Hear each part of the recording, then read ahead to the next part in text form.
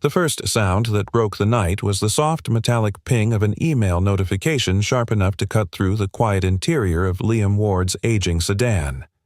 Rain tapped against the windshield in slow, uneven rhythms like a tired drummer trying to keep time. The heater groaned in the dashboard, pushing out air that was barely warm, carrying the faint scent of dust and worn-out fabric. Liam rubbed his palms together, trying to ease the cold that seeped into his bones. Midnight in a grocery store parking lot was not where he imagined he'd be at 38, but here he was, engine off to save fuel, headlights off to avoid attention, waiting for courage to show up and sit beside him. Another ping. He closed his eyes for a beat. Liam thought, please. Not again. But he already knew. He tapped the cracked phone screen. The email unfurled like a verdict. Your hours have been reduced pending algorithmic performance reevaluation. A sterile line. A line written by no human at all. His breath thinned. Reduced hours at the warehouse was corporate code for, we don't want to fire you, but we no longer intend to keep you. A quiet dismissal that made sure no one had to look him in the eyes. For a moment, all he heard was the ticking of the dashboard clock, slow, steady, unforgiving. Then, from somewhere deep inside his memory came another sound, a manager's voice.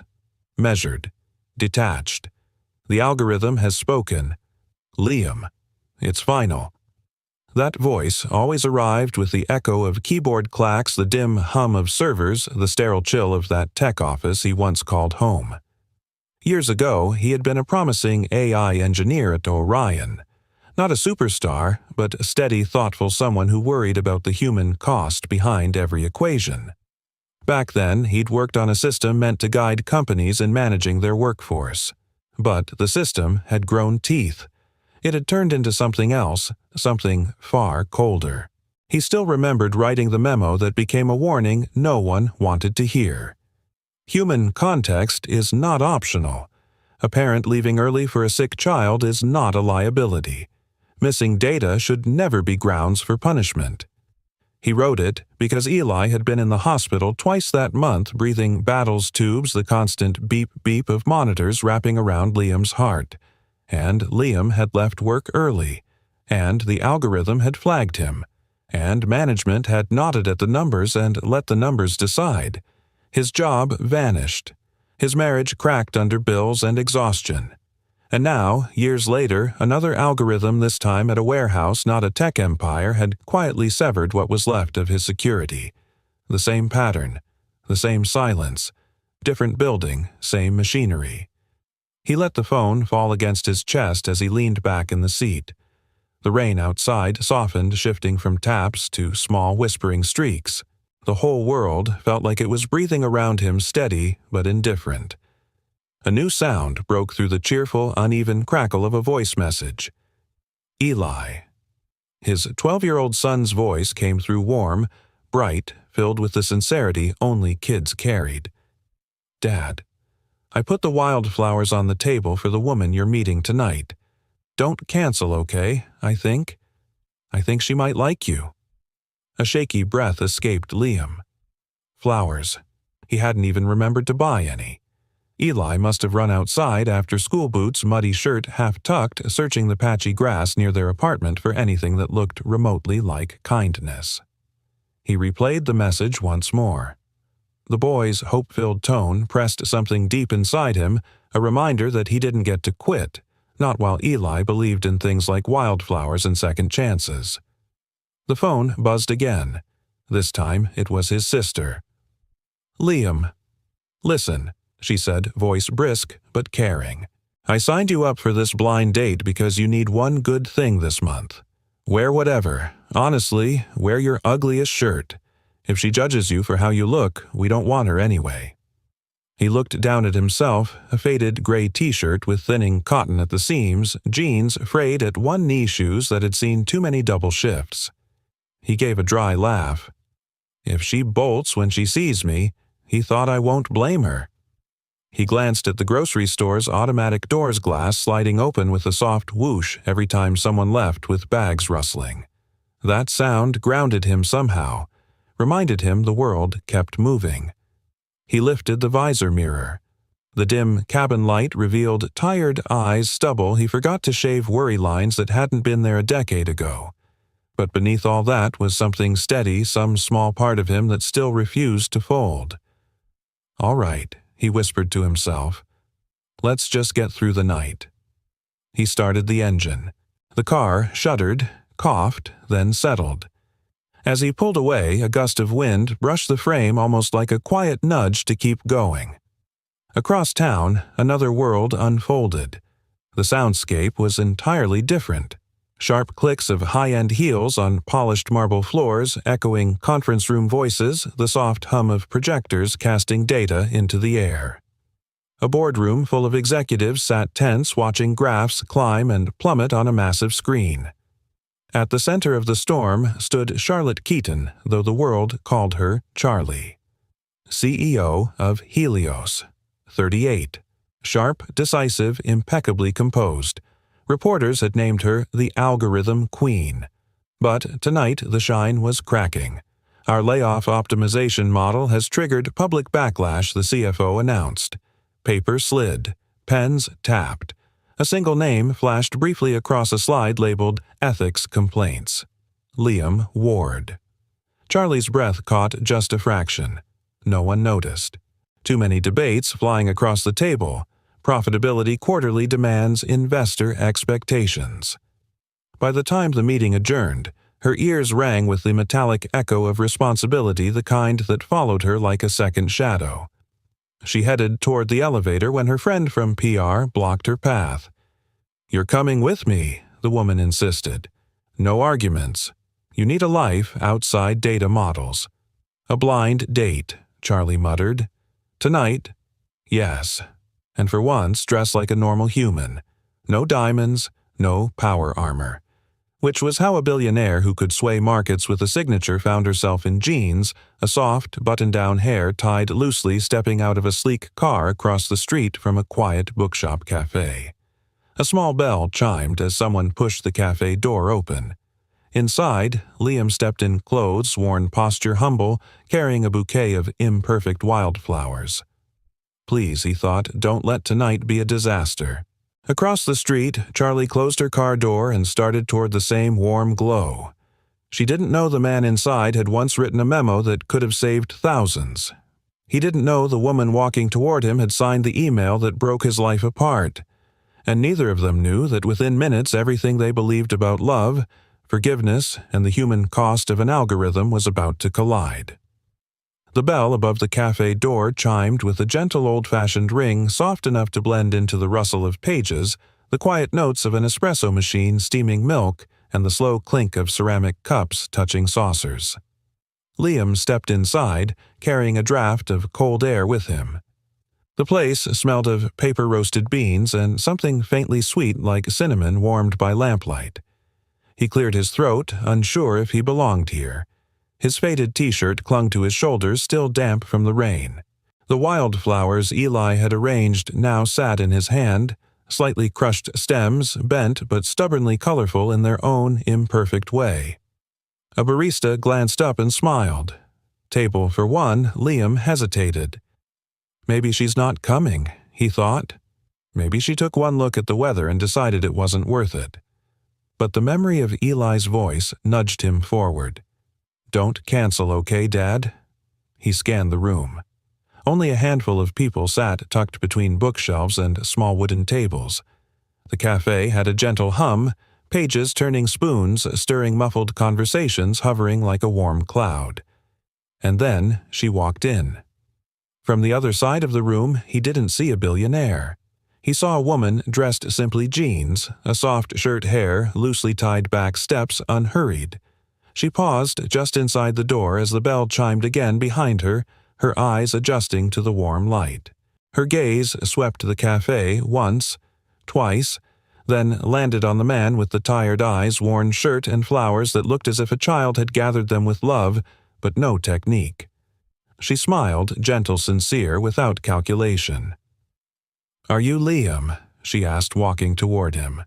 Her voice surprised him. Not polished and corporate like he expected from someone working in tech, but warm, almost musical in the way it softened the edges of the moment. "Yes," he said, clearing his throat. "Sorry, I didn't really dress for impressing anyone." He gestured awkwardly to his shirt. She shook her head. "Good. I've met enough people trying to impress. Tonight I just wanted to meet someone real." Something loosened inside his chest. He pulled out a chair for her, uncertain, a little rusty at first-date etiquette, but she accepted with a grateful nod. As they sat, the ambience wrapped around them, the faint tapping of rain on the windows, the low hum of an old air vent, the subtle crackle from a small fireplace in the back. Perfect for talking, perfect for telling truths neither of them planned on sharing. "Do you come here often?" Charlie asked, trying to break the ice. Liam shook his head with a sheepish grin. "Not really. Coffee this good cost more than my car payment." She laughed, a quiet, surprised sound. "Then I feel honored." He looked down at the wildflowers and pushed them slightly toward her. "My son picked these. He thinks I need help." She touched one of the petals carefully as if she were afraid to bruise it. "They're beautiful," she said softly. He didn't believe her, but the way she said it made him want to. They ordered simple drinks. He chose black coffee, she chose tea, and the conversation drifted toward work. Liam kept it surface level. "I work at a distribution warehouse," he said, "and do odd jobs, electrical small repairs. Whatever keeps the lights on." Charlie nodded. "That sounds like a lot of responsibility." "You could say that." He tried to smile. "What about you?" She hesitated only a moment. "Tech consulting. Mostly algorithms. It's complicated." He let the subject drop. He didn't want to look foolish talking about a field he'd once belonged to but now felt shut out from. And he didn't want pity from someone who seemed too kind to give it honestly. But the conversation somehow found its way to AI anyway. "You know," he said quietly, swirling the coffee in his cup, "I've had a rough history with algorithms deciding things for me. One pretty much ended my career." "Oh," Charlie kept her voice steady, but inside her pulse stumbled. "How so? I used to be in AI engineering, before everything fell apart." He exhaled slowly as if releasing a held breath. "My son, Eli, was sick a lot when he was younger. I'd leave early sometimes to take him to the hospital. The system flagged me as unreliable. No human ever asked why. It just judged." He tapped his chest lightly, and that judgment stuck. Charlie's fingers tightened around her teacup. She felt the heat seep into her palm, steadying her. Liam didn't notice her reaction. He was lost in the memory. The algorithm didn't see Eli struggling to breathe, he said. It only saw me clocking out early. His words hung in the air like a quiet indictment. Charlie swallowed carefully, quietly. He has no idea, she thought. No idea how close our worlds have already collided. A soft vibration rattled the table Liam's phone. An incoming video call. "It's my son," he said, embarrassed. "I should take it, he worries." "Please," she said. "I'd like to say hello." He blinked, surprised, but answered. "Hey, buddy." Eli's voice burst through the speaker with cheerful energy. "Dad. Did she like the flowers? Did she run away yet?" Charlie leaned closer with a laugh. "Not yet." Eli gasped theatrically. "She's still there, I am," she said, "and I hear you know how to pick excellent wildflowers." The boy grinned. "Do you know code?" Charlie felt a small sting of irony. A little. Enough to have caused trouble. Liam laughed, thinking she was joking. Charlie didn't correct him. When the call ended, she could feel the shift in him, subtle, hopeful, like someone opening a window after a long winter. But doubt still lingered in his voice. "You don't have to pretend," he said, "to want to see me again. Tonight is more than enough." She leaned forward, voice gentle but sure. "If you're not busy next week, there's a used bookstore I'd like to show you." His face softened. "I'd like that." The night could have ended peacefully, but the universe had already set the next conflict in motion. As Liam left the café, he tucked the leftover wildflowers into the tip jar with quiet gratitude. The bell chimed behind him. Across the room, Charlie's phone vibrated urgently. Urgent. Nighty Helios, lay off, roll out. Her eyes darkened, scanning the subject line. Her breath felt tighter, her heart heavier. So many lives about to be altered by a system she'd helped design. She looked at the wildflowers in the jar, fragile, imperfect, undeniably human. And she knew there were truths she still wasn't ready to speak aloud. For the next 2 weeks, the world around Liam shifted in ways so small and gentle that he almost didn't recognize them as hope. The soundscape of his life, once filled with warehouse alarms, coughing engines, and Eli's inhaler clicks, slowly made room for something softer. The rustle of pages as they browsed second-hand bookstores, the bustle of weekend flea markets, the laughter of children chasing each other in parking lots, the warm hiss of street vendors grilling food, and always the quiet steadiness of Charlie walking beside him. Their dates were modest, intentionally simple.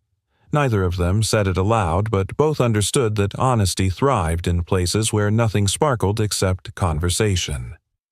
One Saturday morning, the air hummed with the rise and fall of distant cars as they strolled through a tiny neighborhood market. Vendors called out prices coins, clinked, children tugged parents toward toy stalls. Charlie carried a small paper cup of hot cider, warming her hands against the late autumn chill. "You two come here often?" she asked as Eli ran ahead examining a box of old radio parts. "Every chance we get," Liam said. "He loves taking things apart. Putting them back together is a skill we're working on." Charlie smiled. "He's bright. You can hear it in his voice." Liam nodded, watching Eli hold a broken circuit board up to the light. "Yeah, he's got that spark. I'm just trying not to let the world dim it." He hadn't meant to say that out loud, but Charlie didn't flinch at the honesty. She let it settle between them like a truth she wasn't afraid to hold. Later, as they sat with takeaway coffees on a park bench, Charlie gently nudged. "You mentioned once that you used to be in AI engineering, before the warehouse." He exhaled the sound heavy as though it carried years. "Yeah, a lifetime ago." "Will you tell me?" she asked. There was no pressure in her voice, only curiosity shaped by sincerity. And something else, a flicker of emotion she tried to hide. Guilt, recognition, fear of being recognized. But Liam couldn't see that yet. He ran his thumb around the rim of the coffee cup, collecting his thoughts. "I worked at a startup called Orion," he began. "Small team, big dreams. We wanted to build systems that helped companies make better decisions, fair decisions." "And you?" she asked. "I was the guy who kept reminding everyone that fairness wasn't optional." A faint laugh escaped him. "Annoying, right?" She shook her head, though he wasn't looking at her. "I wrote a memo," once he continued. "A warning. I said the system could only assist decisions, not replace them. That without human oversight it would misjudge things that weren't in the data." He paused, eyes following Eli across the park, like a parent leaving early for medical emergencies, or someone struggling because of an invisible crisis, or a person caring for a sick relative. Charlie's breath hitched quietly. Liam didn't notice. He kept talking. "We were supposed to include a safeguard, a human-in-the-loop requirement. But it disappeared somewhere between demos and deployment. Too many investors wanted to see automated efficiency, not messy human nuance." He laughed again, but this time there was no humor. "Guess who the system flagged first when it went live?" Yushi whispered. "Yep, me. The guy who built the warning the system ignored." His voice softened. "It said I lacked reliability, low synergy, high volatility. Fancy words for you leave early because your son is sick." The park's ambient noise grew quieter around them. Children shouting, leaves rustling, dogs barking, all becoming muted, as though the world understood this was a moment that required listening. "My wife couldn't handle the pressure," Liam continued. "Bills piling up, jobs slipping through my fingers. She didn't say it outright, but losing the engineering job. It broke something in us. Charlie felt those words strike her like cold water, because she knew exactly where Orion's technology had gone. She knew exactly who had bought it. She knew exactly which executive had signed the M&A documents. And she had a sinking suspicion she'd once seen his name in an ethics complaint buried in a quarterly report. But she still didn't let herself believe it was him. Not yet. That night, after Liam and Eli went home, Charlie stepped into her penthouse and was greeted by silence, the expensive kind that echoed with the absence of people. Her heels clicked gently on the hardwood floor as she walked toward her office. When she sat at her desk, she typed a name into the internal archive system: Orion Acquisition. Ethics Memos Search Keyword Ward. The results loaded with a soft digital chime. A folder opened, a PDF appeared, and there it was. A document she hadn't seen in years, on Human Oversight in Automated Layoff Systems, by Liam Ward and team. Her heart thudded once hard. She scrolled, lines of code, flowcharts, warnings in bold text, and then buried in a chain of old emails the reply from her younger self. Ethical flags can slow negotiations. Let's remove them for now. We can reintroduce them later if clients ask. She closed her eyes, pressing her fingertips to her forehead. What have I done?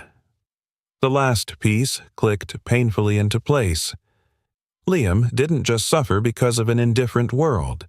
He suffered because of a decision she had personally approved because she'd chosen profit over people long before she understood the consequences. She shut her laptop slowly as though closing the lid might muffle the truth. But the truth was already awake. The night the truth began to tighten around all three of them, Liam, Eli, and Charlie, didn't announce itself with drama. It arrived quietly like trouble often does, slipping in on the sound of shallow, uneven breathing. At 2:14 a.m., Liam jolted awake. He didn't need to open his eyes to know what was happening. He heard it, the soft, desperate squeal of air fighting its way through Eli's inflamed lungs. The sound was faint but unmistakable, a wet rasp that tightened the room around them. Dad. Eli's whisper cracked. I'm here, Liam said instantly, already reaching for the inhaler. The click of the device sounded sharp in the dim apartment. Eli took in 2 deep pumps, but the relief didn't come. His breathing grew faster, more strained. Not tonight, Liam thought. Please not like this again. The cheap box fan in the corner hummed uselessly as he gathered Eli into his arms, feeling the boy's ribs flutter with each shallow inhale. He grabbed his keys wallet and tossed on his jacket. Outside, the night air was damp and cold, carrying the faint smell of rain-soaked concrete. As he laid Eli gently in the passenger seat, he whispered, "Stay with me, buddy. I've got you." The car engine coughed awake, rattling like it disagreed with being asked to function at this hour. Liam backed out of the lot tires, rolling over gravel with a muted crunch. Every red light felt like a punishment. Every intersection seemed too long, too empty. Inside the car, all he could hear was Eli's tight, whistling breaths. Please, please let them help him this time. When they arrived at the clinic, the only one open this late in their insurance network, the glass door slid open with a mechanical sigh. The reception area smelled of disinfectant and stale coffee. A printer hummed quietly somewhere behind the desk. A tired receptionist glanced up. Insurance ID, Liam handed it over with trembling fingers. He hated how familiar this ritual had become. The receptionist typed each keystroke echoing in the nearly empty room. Then her expression stiffened. The system is flagging your profile. More typing. A soft error beep. It's marking you as high risk. High risk for what Liam asked, struggling to keep his voice calm as Eli wheezed beside him. She didn't look up. High financial risk. It means the system predicts you're likely unable to pay for the recommended medication. So, you'll need to prepay for the higher-grade bronchodilator. Liam blinked. He can't breathe. You want me to prepay? I'm sorry, sir. It's the system. I can't override it. She turned her monitor toward him. A graph glowed on the screen. A single red bar. A cold label across it. High risk. Payment failure likely. A number, not a boy. A prediction, not a person. Liam felt something hot rise in him. Not anger, but a kind of despair that scraped like metal in his throat. Does your machine see this? He lifted Eli gently, letting the boy's ragged breathing fill the space. Does it hear him choking? Does it know how many nights I stayed awake praying an ambulance wouldn't be necessary? The receptionist shrank back. I'm sorry, sir, but the system. The system? Liam repeated, voice breaking, doesn't know a damn thing about us. Across the clinic lobby, footsteps echoed heels at first, then softer as they slowed. Charlie had been touring the building earlier that night, visiting a pilot program where Helios software helped medical offices streamline risk assessment. She had stayed late listening to technicians standing near servers humming behind glass. She hadn't expected to hear that voice. His voice. She turned the corner and saw them, Liam holding Eli, fear painted across every line of his posture, and the receptionist in a losing battle with the prediction algorithm. Charlie stepped back into the shadows before they could see her. Her thoughts raced, her heartbeat thudding in her ears like a warning drum. She took out her phone and dialed a number she knew by heart. Helios Medical Integration Tech Supervisor speaking. It's Charlotte Keaton, she said quietly. I need an emergency manual override for patient case 77413C. Mark it as humanitarian exception. Effective immediately. The supervisor stammered. Ma'am, do you want a record of this? Yes, she said. Leave a record. Leave everything. It took less than 30 seconds. Suddenly, the receptionist's screen blinked. The red bar vanished. New text appeared. Approved. Override authorized reason. Humanitarian exception. The receptionist straightened. Sir, the medication is covered. Please follow me. Relief hit Liam so fast his knees nearly buckled. Eli was taken back, nurses moving with calm efficiency. The soft sounds of oxygen tubing, unspooling monitors chirping, and a nurse's steady voice filled the hallway. As Eli's breathing stabilized, color slowly returning to his cheeks, Liam exhaled a breath he felt he'd held for a year. Moments later, Charlie approached as though she were just another visitor leaving the building. Charlie Eli rasped with a tired smile. Hey, you're here. She knelt beside him. I told you I'd say hello if I saw you again. You're nicer than the machine, he said, trying to grin. It gave Dad a bad score. Something inside Charlie cracked at that, but she kept her voice steady. Machines don't know you like people do. Eli leaned back, eyelids heavy. Good, 'cause Dad's a good dad. Liam blinked, caught off guard. Thanks, bud. Charlie stood slowly.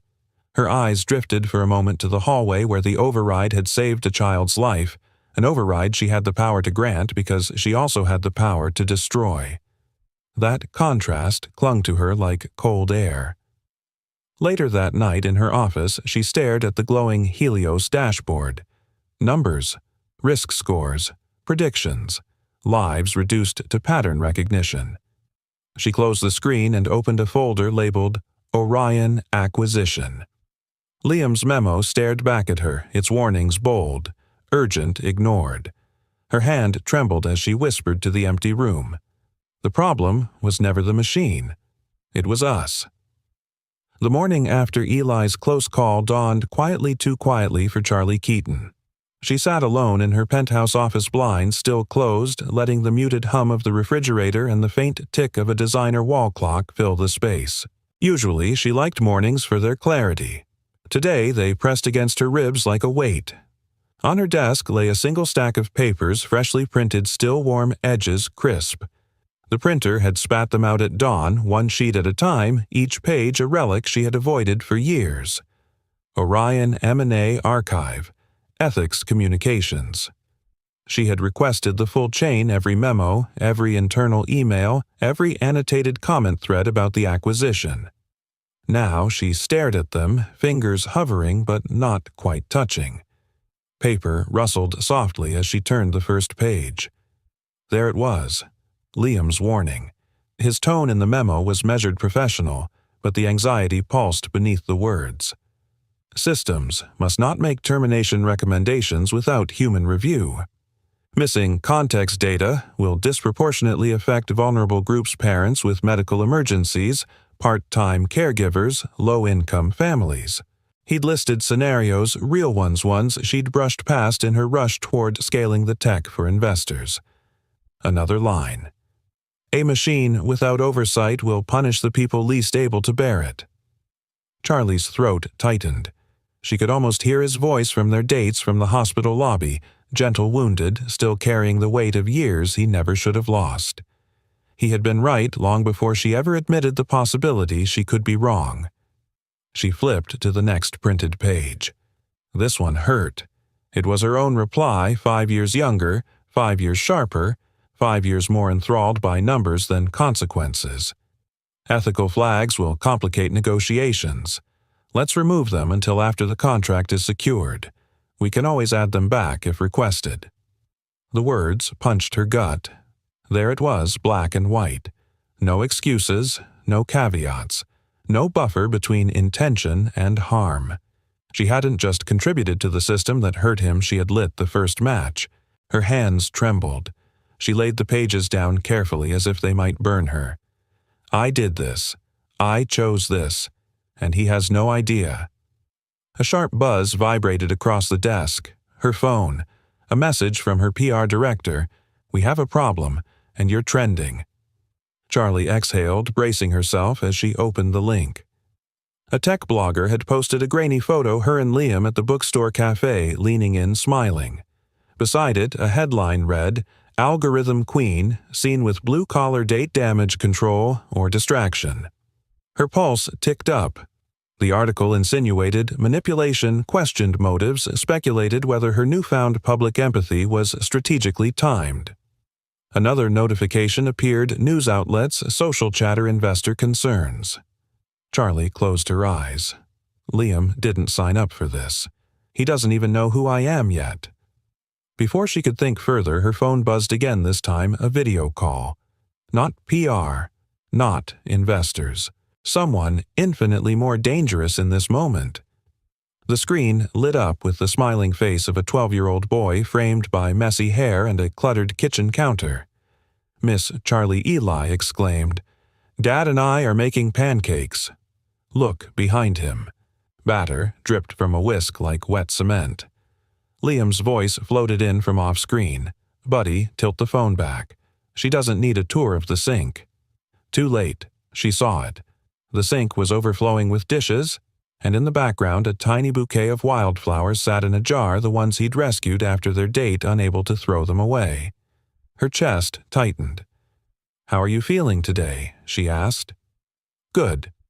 The medicine worked fast. Eli grinned, then leaned closer. Dad says hi, but he's pretending he didn't hear me. Liam finally appeared, hair-tousled voice warm but cautious. Hey. Morning. She smiled softly. Morning. Their eyes met through the screen in a fleeting moment of ease, one she knew wouldn't last, because in the next breath his face changed. He glanced at his old TV in the background volume, low but recognizable. A news anchor's voice droned. Helios CEO Charlotte Keaton faces mounting criticism over automated layoffs. Eli turned his head. Dad. That's Miss Charlie on TV. Liam froze. Charlie's stomach dropped. He lifted the remote, turning up the sound.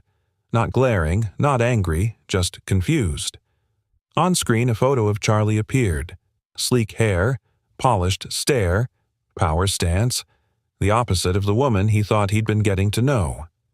Eli blinked at the screen, then at her image in the video call. Wait. Miss Charlie is her. For one suspended heartbeat, none of them breathed. Charlie broke the silence.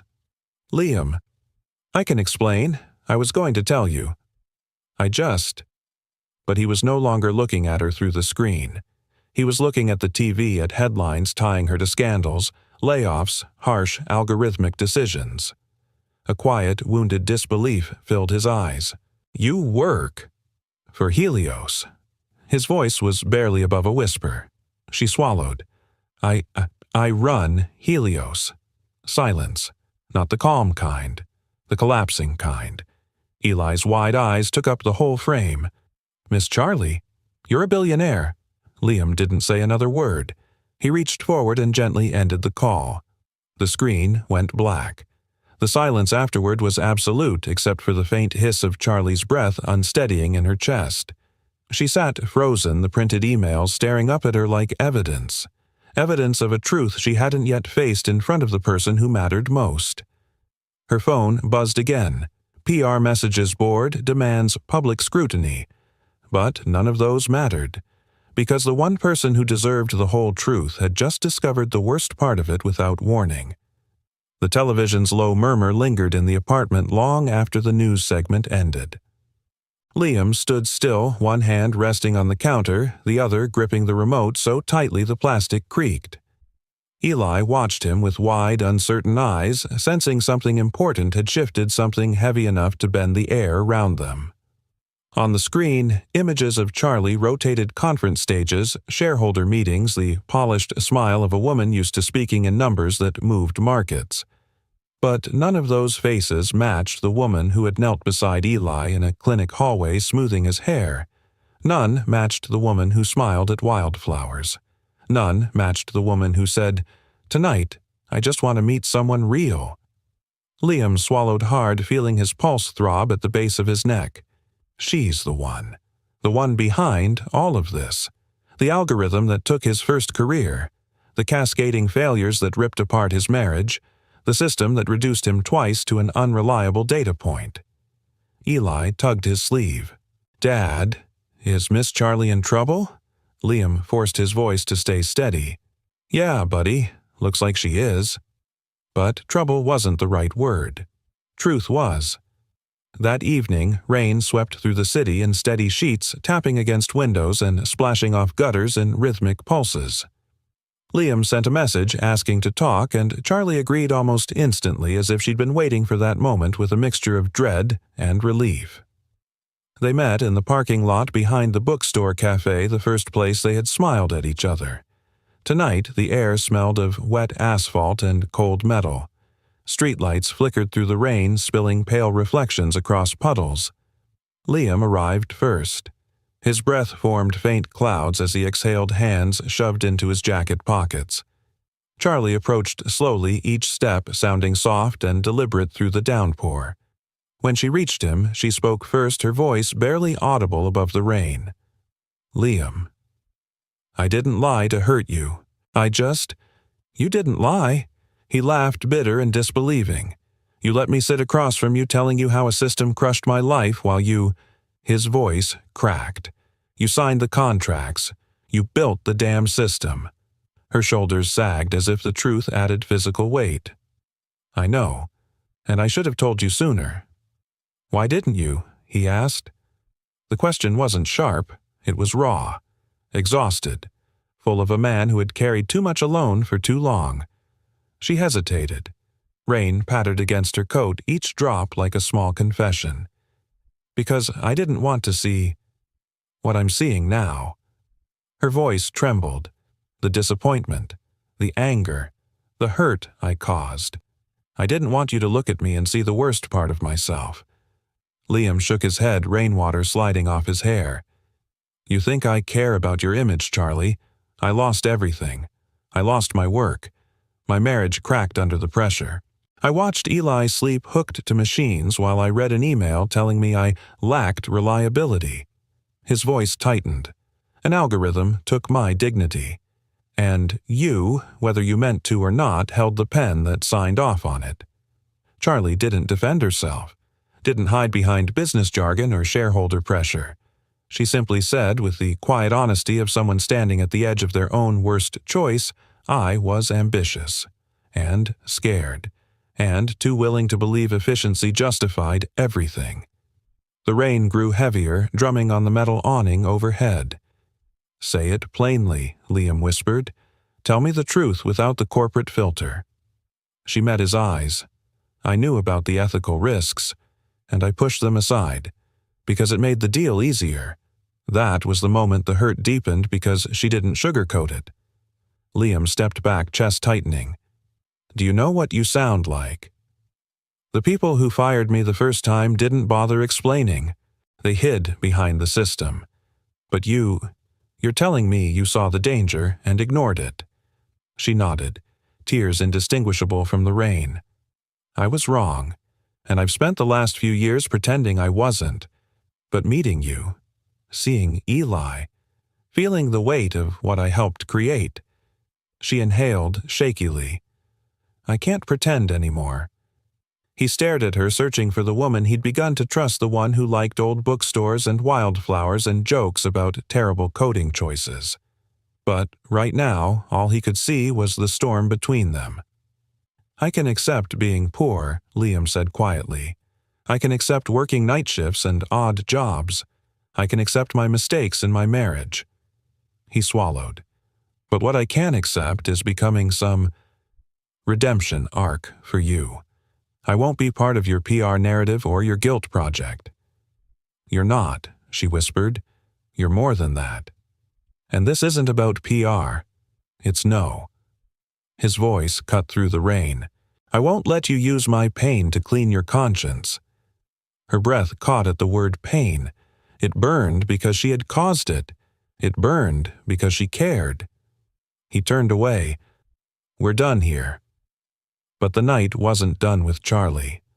Hours later, soaked and shivering in her office, she sat before a darkened screen. The Helios interface reflected faintly against the glass, a shallow glow pulsing like a dying star. Emails poured in. Urgent. Board meeting. Investor concerns. Layoff module profits. PR strategies. Containment messaging. Everything she used to respond to without hesitation. Now she stared at it as if it belonged to another life entirely. From instinct, or maybe desperation, she opened Liam's old memo again. Her own reply beneath it stared back with cruel clarity. We can put ethics back in later. Her stomach twisted. Her breath hitched. Her hand trembled as she whispered, no more later. With one steady inhale, she composed a new message, short, sharp, impossible to misinterpret. Subject board, emergency meeting, mandatory agenda, immediate shutdown of Helios layoff, module initiated by Charlotte Keaton. Her finger hovered for only a second before she pressed send. The soft swoosh sounded louder than thunder. The boardroom at Helios had always carried a particular sound, an almost theatrical hush, the quiet confidence of polished wealth and controlled power. But this morning, the silence felt sharper, charged with a tension thick enough to scrape against the skin. Papers rustled.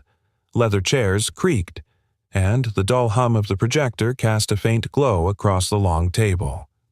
Charlie stood at the far end spine, straight palms flat on the surface before her. Every inch of her projected composure, but her heartbeat tapped wildly beneath her skin. Steady, insistent, reminding her she was alive in a way she hadn't felt in years. This room had witnessed product launches, acquisitions, mergers, triumphs. Today, it would witness something else entirely. The CFO, a man with a voice like polished steel, started the assault. Charlotte, we received your agenda. I hope shutdown is a typo. It isn't, she replied. A murmur rippled down the table. Sharp whispers, rustling jackets, the clink of a pen dropped unintentionally. The CFO lifted a report. Helios's layoff optimization module accounts for 1/3 of our recurring revenue. You're asking us to dismantle a golden pipeline. Charlie inhaled slowly. The room smelled faintly of coffee and tension. What I'm asking, she said, is that we stop letting an algorithm fire people without accountability. An older board member scoffed. The public backlash will cool. They always forget. You want to burn $1 billion product because of optics. No, Charlie answered. Because of ethics. That word dropped heavier than any financial figure. She tapped the screen behind her. The projector came to life with a soft whir, displaying case studies, blurred names, anonymized data stories of people wrongfully terminated due to gaps in context. A father caring for a disabled spouse, a young mother juggling 2 jobs, a warehouse worker flagged because his badge malfunctioned. These aren't glitches, Charlie said. They're consequences of decisions we made too quickly and warnings we ignored. The CFO frowned. Warnings from who Charlie hesitated for a breath too long. From engineers. From early-stage ethicists, she said carefully. From people who understood what we were building had limits. From Liam, her conscience added. From the man you hurt. She didn't speak that part aloud. Another board member flipped through paperwork. We passed regulatory audits, and we've met every legal requirement. That's the problem, Charlie replied quietly. We followed what was legal, not what was right. The room stiffened. A younger executive leaned forward, chin resting on steepled fingers. You're asking us to prioritize humanity over profit. That's not how corporations survive. Charlie met his gaze with a steadiness she didn't entirely feel. That's how people survive. Silence stretched. The air hummed with unspoken calculations, the friction between fear and responsibility. Then she delivered the blow she knew would snap the room in half. Effective. Today, I'm proposing we shut down the layoff module permanently. Not pause, not adjust. End it. The CFO slammed his hand onto the table. Charlotte, do you realize what that means? Stock value will drop. Shareholders will revolt. You may lose your position, I know, she said, and you're willing to sacrifice your entire career over a PR moment, a moment. Her voice tightened, then steadied. A child almost lost access to life-saving medication because a system labeled his father as financially unreliable. That's not a moment. That's a life. Her voice softened as she added, We don't get to hide behind numbers anymore. A cold wave of silence washed over the room. She could feel judgment, resentment, disbelief like heat radiating from each seat. But something else glimmered too. A shift, a recognition. One of the oldest members, a retired labor rights attorney, spoke quietly. If we remove this module, what replaces it? Human oversight, Charlie answered. Real people making real decisions. And a new institute independent from Helios that will audit every major algorithm we build. She clicked again. A logo appeared on the screen. Human Loop Institute. A future where machines assist, not replace responsibility. A few board members stared. A few laughed under their breath. The CFO folded his arms. You're burning our most profitable product, he repeated. Charlie nodded. Good. It shouldn't have been profitable in the first place. No one moved. No one breathed. The hum of the projector grew louder, steady, unwavering. Then came the vote. Hands raised, some angry, some reluctant, some trembling, some resolute. When the tally appeared on the screen, a dull thud echoed in Charlie's chest. They had agreed. Barely, but enough. The layoff module would be shut down. Her chairmanship would be reviewed. Her leadership questioned. Her motives scrutinized. But the decision stood. She exhaled a long, shaky breath that felt like releasing years of compressed guilt. She didn't smile. There was nothing victorious about this moment. Only necessary. The press conference followed. Cameras clicked. Reporters murmured. The air buzzed with curiosity and skepticism. Charlie stood at the podium, a woman stripped of armor, no power pose, no rehearsed confidence. Just honesty. Years ago, she began. I made a decision that favored efficiency over humanity, and thousands of people paid the price. A ripple moved through the crowd. Today, we are shutting down the Helios layoff module. Not because we are forced to, not because it is popular, but because it is right. She paused, letting silence carry the weight of her words. And, beginning immediately, we are launching the Human Loop Institute, an independent body dedicated to ensuring AI exists to support human judgment, not replace it. Camera shutters snapped. Reporters whispered. Somewhere in the back, a worker advocate quietly nodded. It wasn't redemption. It wasn't forgiveness. But it was a start. That evening, after all the noise faded, Charlie stood alone outside Liam's apartment building. The hallway light flickered overhead, casting pale patches on the floor. She didn't knock. Instead, she bent down and gently slid an envelope under the door. On the front, in her own handwriting, for Liam Ward. If you ever want a seat at the table. Inside lay the signed shutdown order, and a handwritten letter she'd rewritten a dozen times. When she walked away, the hallway fell silent again except for the soft rustle of paper settling on the floor. The hallway outside Liam's apartment had been silent when Charlie slipped the envelope beneath his door. But when Liam discovered it just after dawn, silence was the last thing he felt. He had been heading out for his early warehouse shift keys, jingling in one hand, coffee in the other, when his foot brushed against something thin and crisp on the floor. He bent down, frowning. An envelope. Cream-colored. Unmistakably deliberate. His name was written across the front in handwriting he recognized immediately, steady, elegant strokes. The kind of handwriting belonging to someone who had signed too many contracts and too many lives. For Liam Ward, if you ever want a seat at the table. The message tightened something in his chest. His first instinct was to walk away, to leave it unopened, untouched, unacknowledged. But something faint inside him, something stubborn and painfully human, told him to pick it up. He carried it inside. The apartment still smelled of last night's leftover pasta. Eli snored softly in the bedroom, his breaths steady now that the crisis had passed. Liam sat at the small kitchen table, running a thumb over the envelope flap. "Don't do this," a voice inside him whispered. "Don't let her pull you into her world. Don't become part of her attempt at redemption." But another voice, a quieter one, countered, "What if this isn't about redemption? What if this is about responsibility, yours and hers?" He exhaled and opened the envelope. 2 items slid out. 1. A signed board resolution. Shutdown of Helios layoff module. Effective immediately. 2. A handwritten letter. He unfolded the letter with reluctant fingers. Liam, I won't ask for forgiveness. I don't deserve it, and you owe me nothing. But I do owe you the truth. I read your memo from 5 years ago again last night. I read the reply. I wrote the one that tore the ethics flag from the system you tried to protect.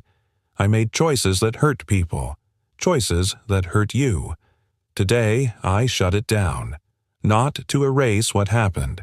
Not to win back public favor. But because you were right and I ignored you. Humans must stay in the loop. I'm building something new, something that exists to challenge the very systems I allowed to cause harm. The Human Loop Institute, an independent body that will look at every algorithm through the lens of real lives, not predictions. If you want a seat at the table, if you want to help build something that prevents what happened to you from happening to others, the door is open. Charlie Liam let the letter fall gently to the table. The paper made a soft, shushing sound as it settled. He sat still for a long time, hearing only the hum of the old refrigerator and the distant rumble of a garbage truck outside. His heart twisted with contradictory emotions, anger, fatigue, curiosity, and something else that terrified him more than anything. Possibility. He rubbed his face. "I'm not a symbol," he muttered. "I'm not some moral compass for her boardroom transformation." Yet the shutdown order was real. So was her admission. And the way she'd answered Eli's video call with patience and warmth, those moments weren't performance. He was still staring at the documents when Eli padded into the kitchen, eyes half open, hair sticking up in every direction. "What's that?" the boy asked, yawning. Something from Charlie Liam replied quietly. Eli climbed into the chair across from him, blinking. "Is she in trouble?" "Yeah," Liam said. "In trouble. Because she finally did the right thing." Eli tilted his head. Dad. Yeah, Bud. The boy pointed to the letter. Are you going to help her fix it? Liam felt his heart squeeze. I don't know. It's not my responsibility to fix her mistakes. But it's your responsibility to fix the system if you can, Eli said simply. You always tell me, if code hurts, people change the code. Liam's breath caught. Kids had a way of cutting through complicated things like they were knots made of paper. He looked again at the shutdown order. At the signature at the bottom, Charlie's name, written not with power, but with consequence. He closed the envelope, slid it into his jacket, and made a decision. The next morning, the Human Loop Institute buzzed with the kind of energy that occurs when brilliant people collide in the same room without yet knowing whether they're building something revolutionary or chaotic. The soundscape was rich muffled conversations, hurried footsteps, laptop keys clicking the ding of an elevator delivering more attendees. Voices carried accents from across departments, engineers, ethicists, sociologists, union reps. Liam stepped inside and paused.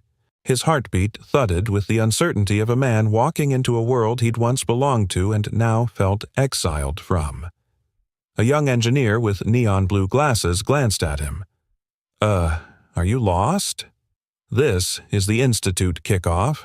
I'm supposed to be here, Liam said, not fully believing it. The engineer shrugged and waved him in.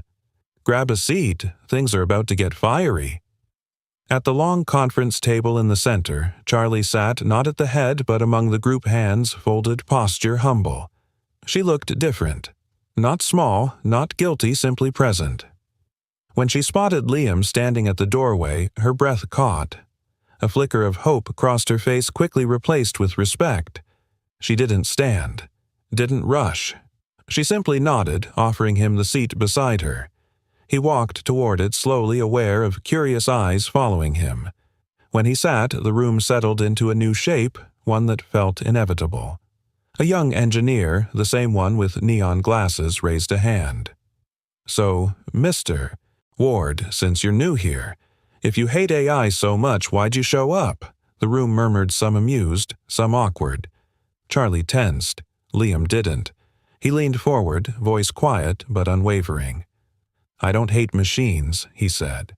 I hate when people hide behind them so they don't have to take responsibility for the lives they impact. Silence fell like a stone dropped into still water. The engineer blinked. Someone exhaled sharply. Charlie closed her eyes for a second, letting the truth wash over the room. Liam continued. If I'm here, it's because someone needs to say out loud the things algorithms can't. And someone needs to make sure what happened to me doesn't happen again. The room shifted this time in respect. But just as Charlie opened her mouth to speak, a notification pinged across every laptop in the room. A system alert. Red priority. Helios board decision. Critical vote incoming. Layoff module revival proposal. The air tightened. Charlie's eyes snapped to Liam's. She didn't speak. She didn't need to. The battle wasn't over. It was only beginning. The alert, flashing across every laptop screen, cast a red glow through the conference room, washing over faces already tense with uncertainty. A quiet ripple moved through the crowd, engineers shifting in their seats, ethicists leaning forward, union representatives whispering among themselves. A young analyst read aloud, voice shaky, Helios board. Notice a major client refuses to renew unless the layoff module remains active. Emergency vote scheduled. Revival possible. Revival. The word landed like a stone dropped into the center of the room. Charlie's heart clenched. She had known backlash was inevitable, but she hadn't expected it to come this fast or this mercilessly. Before she could speak, all eyes turned to Liam. The young engineer who had challenged him earlier crossed his arms. Well, Mr. Ward, looks like all your speeches may not matter after all. Liam took a breath, slow and steady, letting the hum of the HVAC, the shuffle of papers, and the faint tapping of keyboard keys anchor him. He thought of Eli in the hospital. He thought of the memo he wrote years ago. He thought of his life narrowed by a machine that didn't even know his name. He raised his head. "I never said I was against AI," he began. "I'm against the way people use it to dodge responsibility." His voice was calm, too calm, which made everyone listen harder. "In my old job," he continued, "the system didn't fire me. My managers hid behind it so they didn't have to look me in the eyes. That's the part that hurts. Not the math, not the code." A few people nodded. Liam leaned forward, fingers laced, grounding himself. "I'm not here to destroy technology. I'm here because someone needs to demand accountability. Machines don't choose cruelty. People do." That sentence landed like a spark in dry grass. Charlie felt the room shift, not in a dramatic wave, but in a subtle, undeniable pull. Her eyes softened. She had never been prouder of a sentence spoken that wasn't hers. Another ethicist raised a hand. "So, what do you propose, Mr. Ward?" He wasn't used to being asked. Not really, but the sincerity in the room was real. "What we build isn't the problem," Liam said. "What we allow it to do is, every system needs a human in the loop, a grievance path that makes sense, and a requirement that someone with a name signs off on major decisions." He tapped the table lightly. "If a machine recommends firing someone, a human should be brave enough to stand behind the decision." The room fell utterly silent. Then, unexpectedly, the neon glasses engineer whispered, "Damn." "He's right." Charlie had to exhale slowly to steady herself. The conversation then fractured into passionate debates flowing overlapping, rising in emotional pitch. Engineers argued feasibility.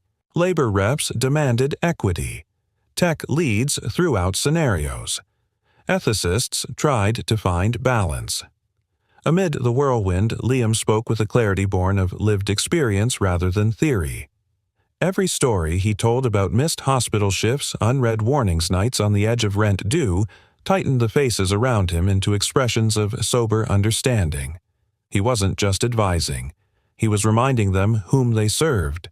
And then, just as momentum started to build toward something hopeful, the door slammed open. Helios's CFO stepped inside. His presence alone chilled the room.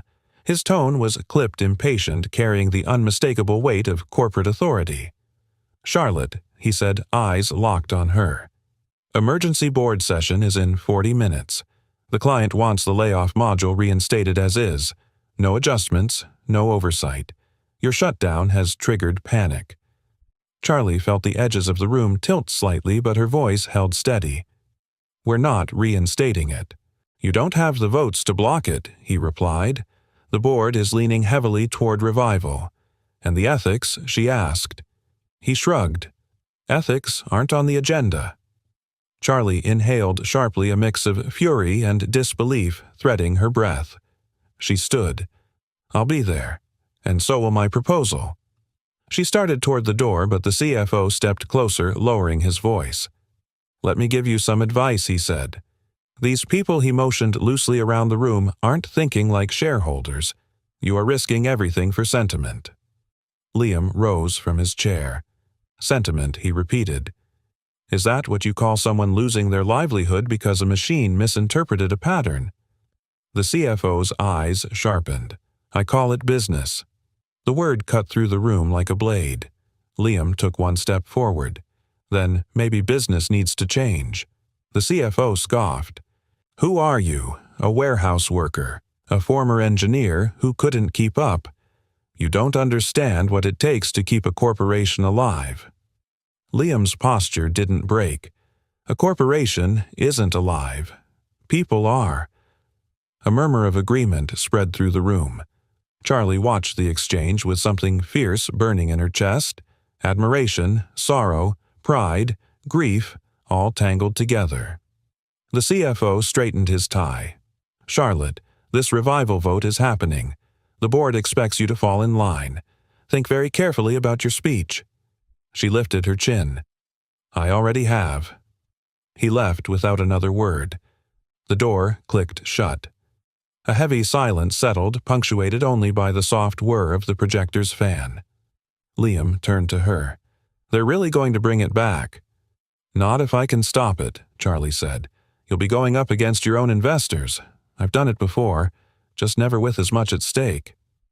A young engineer stood. "If they revive that module, everything we're building here is pointless." An ethicist chimed in. "We need a strategy." Charlie faced the room. "I'll handle the board, but I need the Institute to prepare a counter-argument data case studies projections of harm. If we lose, this becomes public." Loudly. Liam nodded, feeling the charge of something larger than all of them sparking in the air. She stepped closer to him, voice low. "I'm glad you came today." He held her gaze. "I didn't come for you.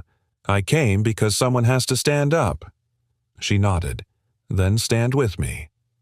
Before he could answer, the building's overhead speakers chimed an intercom tone that meant only one thing: "Charlotte Keaton, please proceed to the boardroom." The hallway lights flickered. The tension in the air thickened. The Institute members gathered their notes. The CFO's warning echoed in Charlie's mind. But none of it mattered.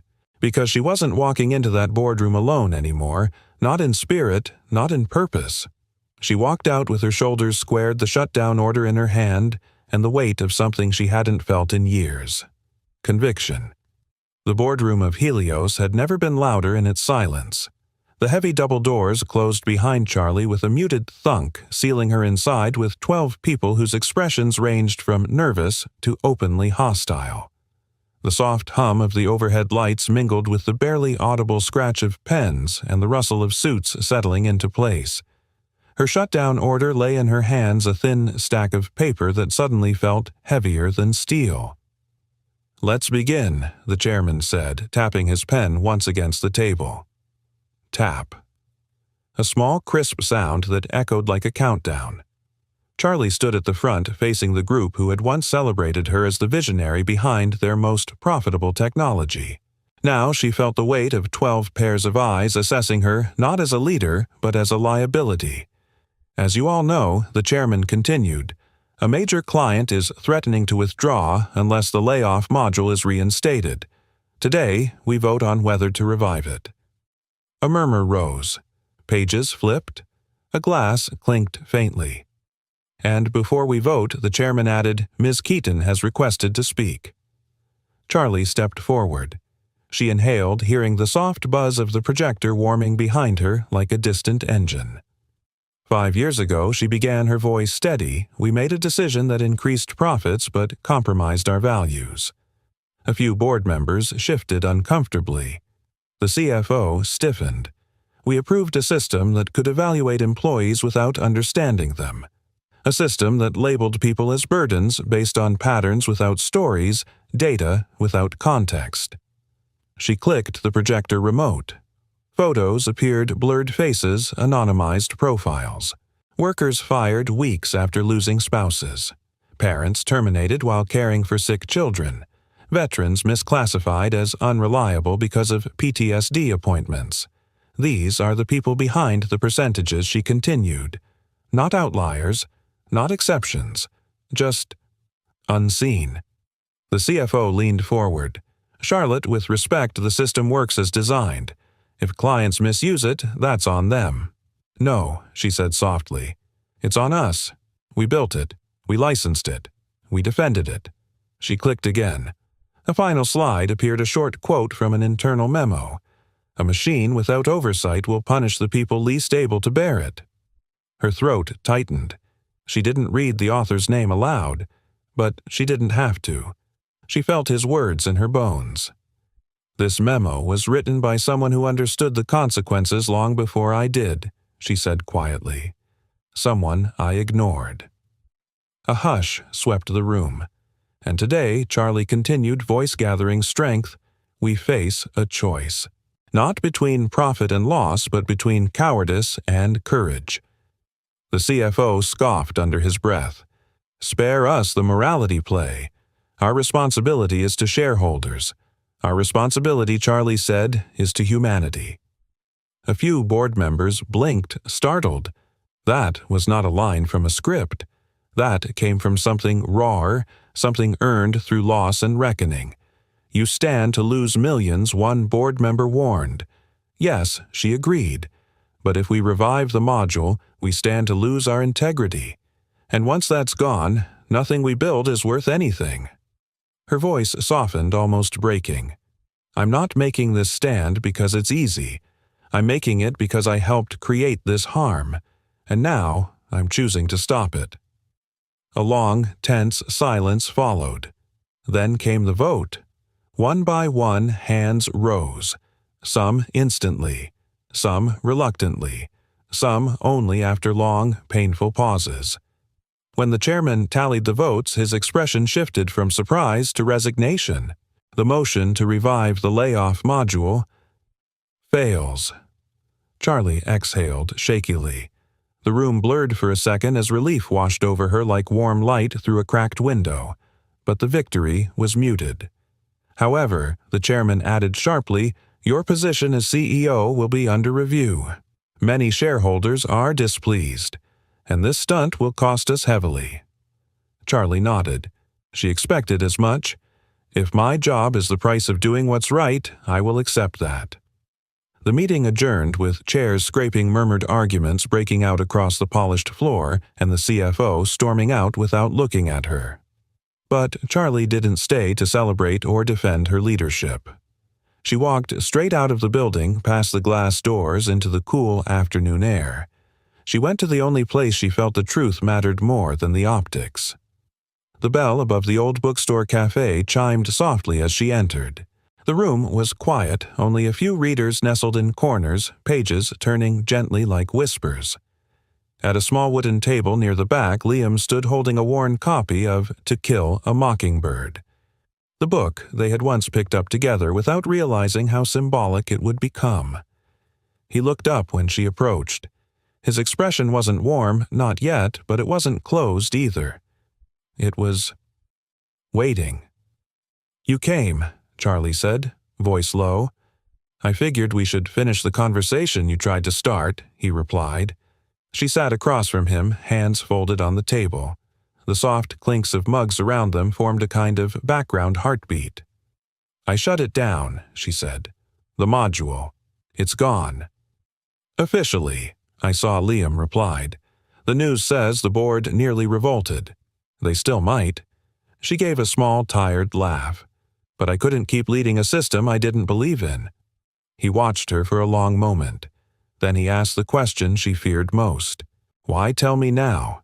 Because you deserved to know before the world did, she said. And because what you said hurt. But it was true. The room felt still. The crackling fireplace in the corner hummed a soft warmth that filled the quiet. I can't undo what happened to you, she said, voice trembling.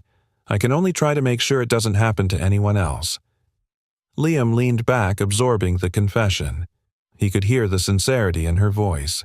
He could hear how much she had changed. Finally, he spoke. I didn't want to be a symbol for your redemption. You're not, she said. You're my reminder of what matters. And if you walk away today, I'll still keep fixing this. Not for PR, not for praise. She swallowed. For you. For Eli. For everyone we didn't protect. Something shifted in Liam's expression, not forgiveness, but understanding.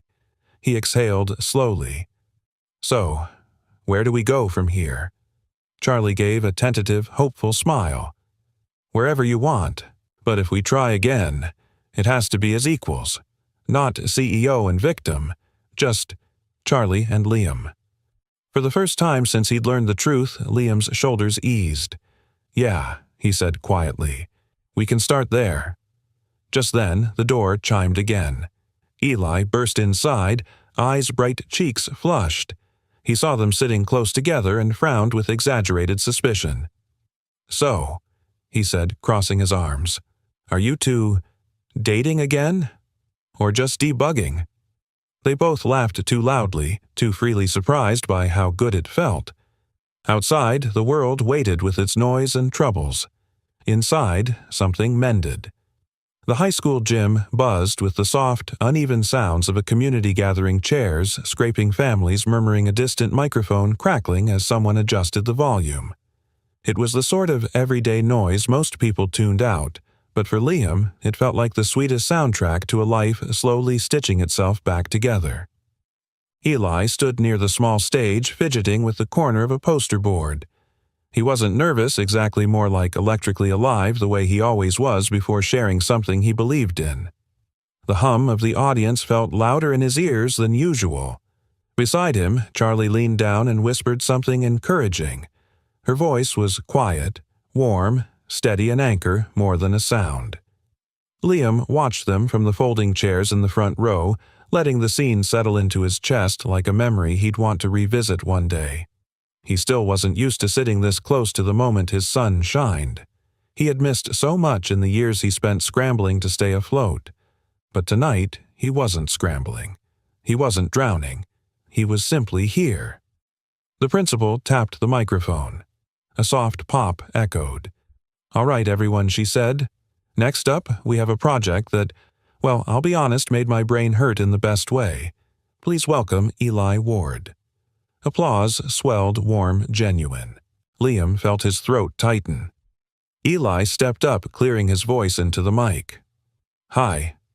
My project is called A System That Doesn't Forget People Feel Pain." A ripple of surprised laughter passed through the room, gentle and impressed. He continued. "A lot of algorithms make decisions really fast, sometimes faster than anyone can stop them. But machines don't feel fear or worry or hope. People do. So my project tries to fix that." He tapped his poster with a pointer. The board squeaked lightly. If a computer wants to make a big decision, like about someone's job or health care, it has to show the decision to a real person. And that person has to sign their name. They have to say, "I take responsibility." A murmur of appreciation rippled through the crowd. Eli glanced toward Liam and Charlie. Liam nodded a quiet encouragement. Charlie smiled, a small proud shaken in the way only truth could shake her. The boy went on, voice steadying as his confidence grew. "And if someone doesn't understand why the machine rated them a certain way, there's a button that explains it in plain English. No confusing graphs, no secret math, just understanding." He ended with a simple lined one that silenced the room with its earnestness, because no one should feel invisible. When applause rose again, louder, fuller, Charlie brushed a quiet breath from her lips. Liam clapped until his palms stung, but even then the feeling inside him was softer, deeper, impossible to put into words. Eli bowed, sheepish but delighted, and joined them in the audience. He squeezed Liam's hand, then Charlie's, then both together as if that combination felt natural now. Later, after the science fair wrapped up and families drifted home, Liam, Charlie, and Eli walked out into the cool evening. Crickets hummed in the grass. A dog barked somewhere far away. The world sounded alive again. "What did you think?" Eli asked, swinging his backpack. "You were brilliant," Charlie said. "You were more than brilliant," Liam added. "You were honest." Eli shrugged, pretending he wasn't glowing under the praise. "Well, you guys helped. You taught me everything." Liam laughed. "Kiddo, I didn't teach you half of what you already know."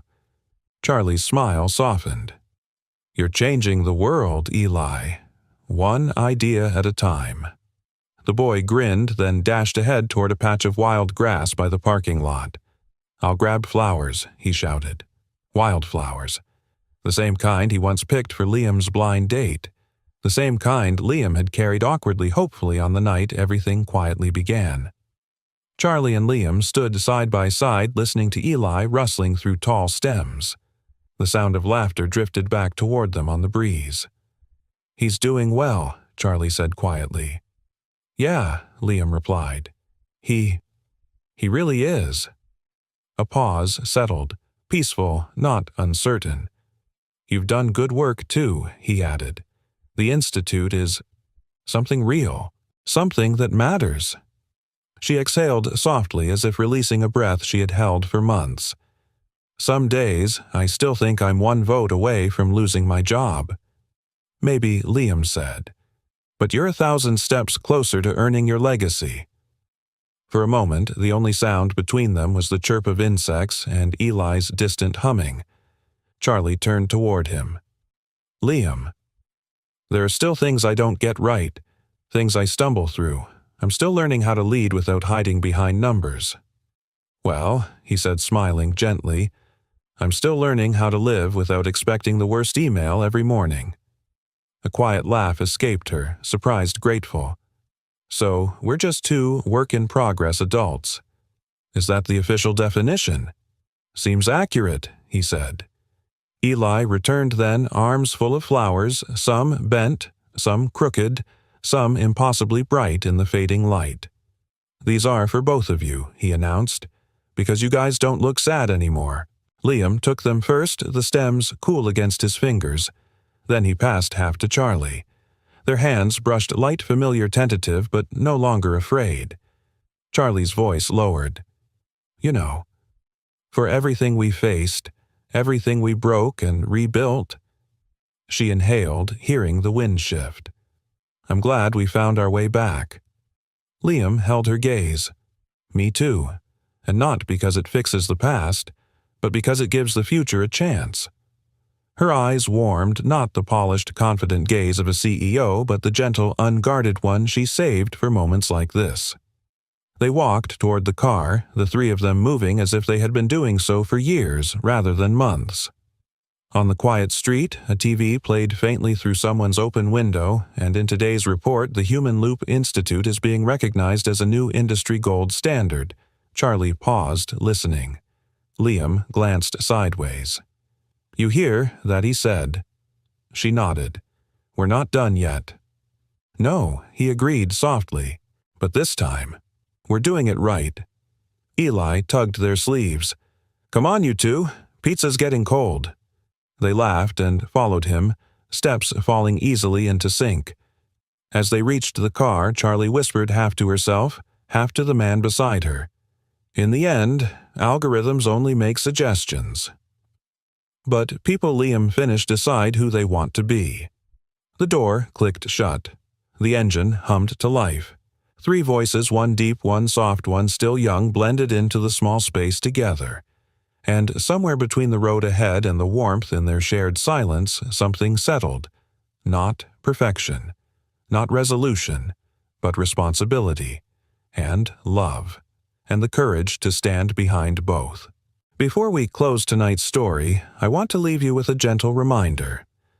In a world driven by algorithms and endless decisions made far above our heads, it's easy to forget the simplest truth: we still have the power to choose compassion. Liam's journey reminds us that no number, no label, no prediction defines a human life. And Charlie's transformation shows that courage isn't about never making mistakes.